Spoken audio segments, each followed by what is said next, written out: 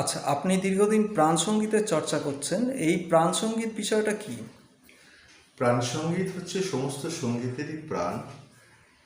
যে আমরা সাধারণত সঙ্গীত দিয়ে আমরা ভালো থাকি, বিনোদনে থাকি, কিন্তু প্রাণ সঙ্গীতের ক্ষেত্রে সঙ্গীতের সার্বিক ব্যবহার, মানে চিকিৎসা ক্ষেত্রে সঙ্গীতের ব্যবহার, কৃষিক্ষেত্রে সঙ্গীতের ব্যবহার, শিক্ষা ক্ষেত্রে সঙ্গীতের ব্যবহার, এই সমস্ত দিকগুলোকে খেয়াল রেখে আমাদের যে সঙ্গীত যা বিনোদনও দেয়, তা যে এগুলোও দেয়, কিন্তু এগুলোর দিকে একটু বেশি খেয়াল রেখে যে সঙ্গীতের রচনা করা হয় সেটাকে মূলত প্রাণ সঙ্গীত বলা যেতে পারে।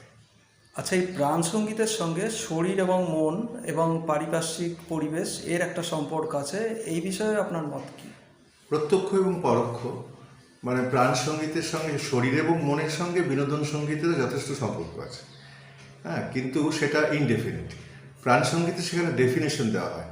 যেমন ধরুন, শরীরের জন্য ভালো খাবার দরকার, তো ভালো খাবারের জন্য কৃষিক্ষেত্রে সঙ্গীত কোথায় লাগে?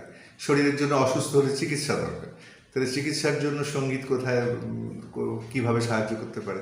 ভালো শিক্ষা দরকার, মানে প্রাথমিক দরকার এগুলো, এডুকেশন, ফুড, এগুলো তো প্রাথমিক। এইগুলোর দিকে বিশেষ খেয়াল রাখা হয়। কাজে পরোক্ষ এবং প্রত্যক্ষভাবে দুটোতেই রাখে। বিনোদন অবশ্যই পরোক্ষভাবে অনেকটাই মানুষকে করে, কিন্তু এই প্রাণসঙ্গীত ডিটেলে ডিফাইন করে।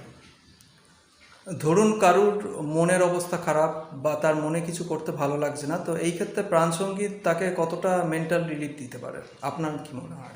এখন দেখতে হবে তার মন কেন খারাপ। বিভিন্ন কারণে মন খারাপ হতে পারে।